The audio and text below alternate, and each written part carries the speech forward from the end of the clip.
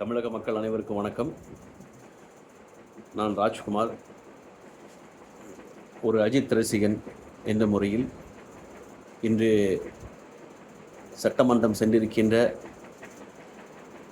தமிழக வெற்றி கழகத்தின் அனைத்து வெற்றி வேட்பாளர்களுக்கும் என்னுடைய மனமார்ந்த வாழ்த்துக்கள். மேலும் நேற்று பதவியேற்ற திரு மாண்புமிகு முதல்வர் சி ஜோசப் விஜய் அவர்களுக்கும் என்னுடைய மனமார்ந்த வாழ்த்துக்களை தெரிவித்துக் கொள்கிறேன். நான் விஜய்க்கு வாக்களிக்கவில்லை. அந்த உணர்வை நேற்று விஜயின் ஒரு 5 நிமிட உரையில் நான் விஜய்க்கு வாக்களிக்காதது ஜனநாயகத்துக்கு நான் செய்த துரோகம் என்பதை என்னால் உணர முடிந்தது. ஆம், நான் அது அஜித் ரசிகன் என்ற முறையில் விஜய்க்கு வாக்களிக்கவில்லை என்பதில்லை, விஜய் மீது வெறுப்பு கொண்டு அல்ல. தமிழகத்தில் கடந்த நிகழ்வுகளை மனதில் கொண்டு எனக்கு ஒரு பயம் இருந்தது. ஏனென்றால் அதற்கு முக்கிய காரணம் கமலஹாசன் அவர்கள்.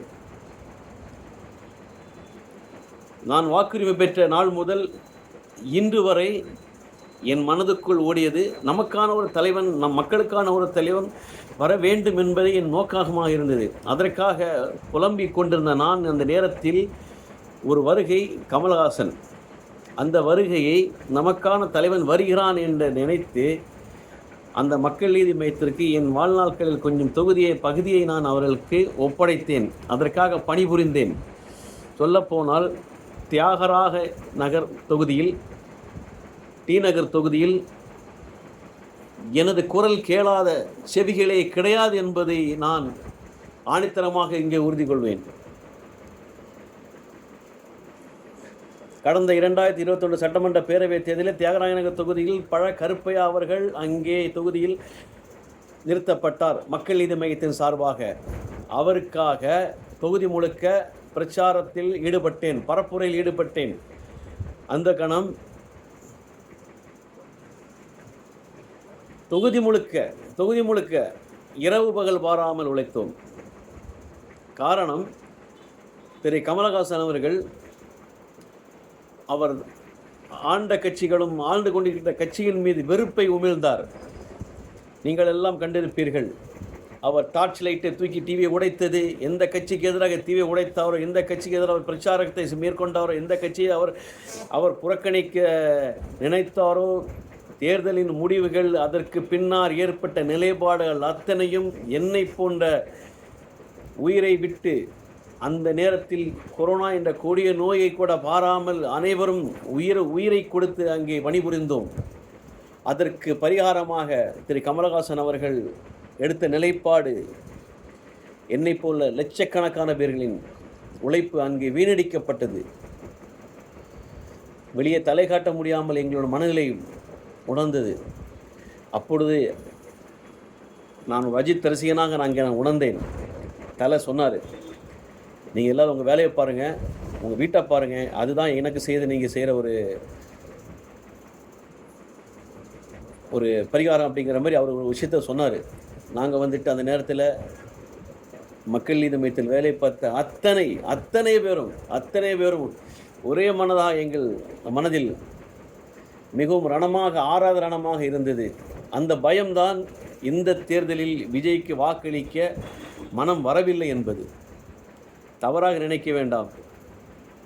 ஒரு அஜித் ரசிகனாக விஜய்க்கு நான் செய்த துரோகம், அதற்கு பிராயசித்தம் தமிழ்நாடு முழுக்க நான் என் ஒரு வாக்கை நான் செலுத்த தவறியதன் பிராயசித்தமாக சுமார் 1 கோடி மக்களின் வாக்குகளை நான் பெற்று தர வேண்டும் என்பதை, அதை நான் தமிழக வெற்றி கழகத்தில் சமர்ப்பிக்க வேண்டும் என்பதை நான் இங்கே உறுதிமொழி கூறுகிறேன். அதற்காக நான் பரப்புரை செய்ய தயாராகியிருக்கிறேன், பணிபுரிய தயாராகிறேன். அந்த ஒரு பொறுப்பையும் எனக்கு கொடுத்து வாய்ப்பையும் தருமாறு திரு ஜோசப் விஜய் அவர்களின் பாதம் தொட்டு வணங்கி கேட்டுக்கொள்கிறேன். மேலும் விரைவில் தமிழக வெற்றி கழகத்தில் வந்து இணைய தயாராக உள்ளேன். எனக்கு அந்த வாய்ப்பை கொடுக்குமாறு வேண்டிக் கொள்கிறேன். நான் மட்டுமல்ல, முதல் அஜித் ரசிகன் என்ற பெருமையை நான் பெற வேண்டும். அந்த பெருமை எனக்கு நீங்கள் தர வேண்டும். தமிழக வெற்றிக் கழகம் மற்றும் தமிழக மாண்புமிகு முதல்வர் திரு ஜோசப் விஜய் அவர்கள் எனக்கு அந்த பொறுப்பையும் அந்த வாய்ப்பையும் எனக்கு தர வேண்டும். தமிழக வெற்றிக் கழகத்திற்காக நான் அதை செய்ய தயாராக உள்ளேன். காரணம், அவர் பதவியேற்று அந்த 5 நிமிட உரை என்னை ஒரு ஜனநாயக விரோதியாக நான் உணர வைத்தது. Hats off. மேலும் ஒரு வேண்டுகோள், திரு ஜோசப் விஜய் அவர்களே, நீங்கள் அறிவித்த இலவசங்கள் இதன் மேல் எனக்கு உடன்படிக்கை கிடையாது. ஏனென்றால் கடன்பட்டு இலவசங்கள் கொடுப்பது நாட்டினுடைய ஒரு போக்கை நல்ல நிலைக்கு எடுத்து செல்லாது என்பது அனைவரும் அறிந்ததே. ஒரு ஜனநாயகம் மட்டும் இங்கே தலைநிமிர்ந்து நின்றால் போதும். இலவசங்களும் இந்த 2500 ரூபாய் எங்கள் மக்களை நீங்கள் சம்பாதிப்பதற்காக அதை அவர்களே உருவாக்கிக் கொள்வதற்கான வாய்ப்பை நீங்கள் ஏற்படுத்தி தர வேண்டும். மேலும் உங்களிடம் நான் வைத்துக்கொள்ளும் ஒரு கோரிக்கை, இது அனைவரும் அறியாத ஒன்று. மேலும் சில கம்பெனிகள், இந்த ஸ்விக்கி, சொமேட்டோ, மேலும் ஊபர், இது போன்ற 2 சக்கர வாகனங்களில் இளைஞர்களை இன்று திசை திருப்பி கொண்டிருந்த இந்த 2 சக்கர வாகன டெலிவரி ஊழியர்கள் மற்றும் அழைத்து செல்லும் ஊழியர்கள், இது போன்ற வேலைகளில் படித்து முடித்த இளைஞர்கள் இன்று அந்த வேலையை செய்கிறார்கள். அது ஒரு வயதுக்கு அப்பாற்பட்டு அந்த வேலையை செய்ய வேண்டும் என்பது வயது வரம்பை கொண்டு வர வேண்டும். ஏனெனில் ஒரு இளைஞன் படித்து முடித்த நேரத்தில் அவன் ஒரு கல்வியை கற்று முடித்தது, அந்த கல்விக்கான ஒரு வேலையை தேடிக்கொள்ள வேண்டும். அப்படி இல்லையேல் அவன் 15 வயது முதல் ஒரு 28 வயதுக்குள் அவன் ஒரு தொழிலை கற்று அந்த தொழிலின் மூலம் அவன் வருமானத்தை, அவன் வாழ்க்கையை நடத்தி கொள்கிற அளவுக்கு அவனுடைய வாழ்வாதாரம் அமைய வேண்டும். அதை தவிர்த்து இவர்கள் 5 வருடம் வண்டி ஓட்டி இது மாதிரி டெலிவரி செய்வது, இது போன்ற வேலைகளை செய்கிறார்கள்.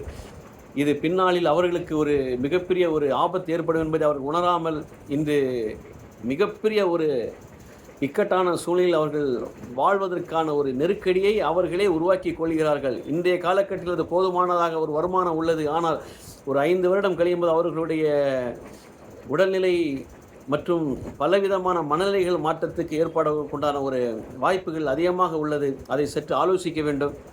இளைஞர்கள் படித்த முடித்த கையோடு ஒரு தொழிலை கற்றுக்கொள்ள வேண்டும். அந்த கற்றுக்கொண்ட தொழில் மூலம் அவர்கள் வாழ்வாதாரத்தை பெருக்கிக் கொள்வதற்கான ஒரு வாய்ப்பை அவர்கள் ஏற்படுத்தி கொள்ள வேண்டும். எனவே தயவு செய்து இதை ஒரு முன்னெடுப்பாக எடுத்து தமிழக வெற்றிக் கழகத்தின் முதல்வர் மற்றும் அதற்குண்டான அவர்களை சார்ந்த அமைச்சர்கள் மற்றும் அனைவரும் இதற்கு ஒரு நிலைப்பாடு எடுக்க வேண்டும் என்பதை நான் இங்கே உங்களிடம் ஒரு உதவியாக கேட்டுக்கொள்கிறேன். மேலும் ஒரு அஜித் ரசிகன் என்ற முறையில்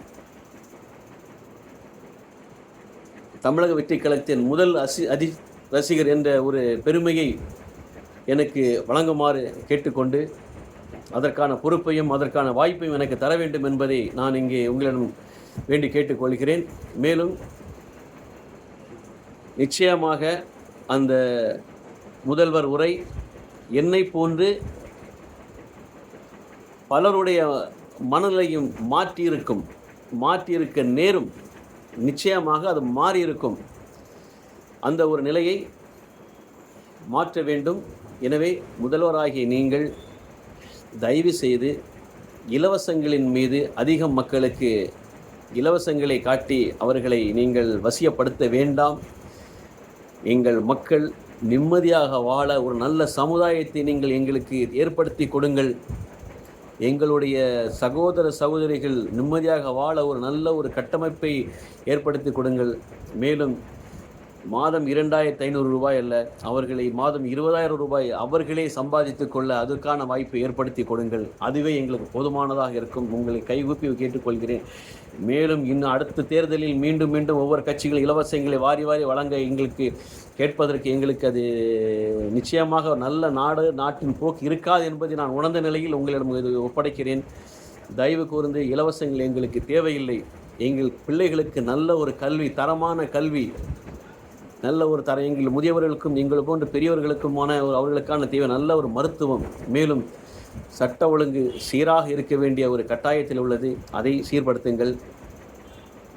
எங்கள் பிள்ளைகளை நல்லபடியாக வாழ வைக்கக்கூடிய ஒரு நல்ல ஒரு தமிழகம், நல்ல ஒரு சமுதாயத்தை எங்களுக்கு நீங்கள் கொடுக்க வேண்டும் என்பதை இங்கே நான் வலியுறுத்தி இந்த காணொளி மூலம் மீண்டும் நான் ஒரு தமிழக வெற்றி களத்தில் இணைந்த கனமான அடுத்த என்னோட காணொளி இருக்க வேண்டும்.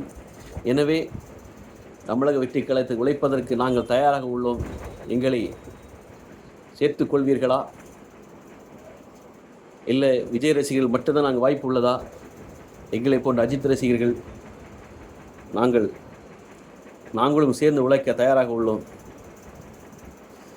எங்களுக்கு பொறுப்பும் வாய்ப்பும் கொடுங்கள். நன்றி, வணக்கம்.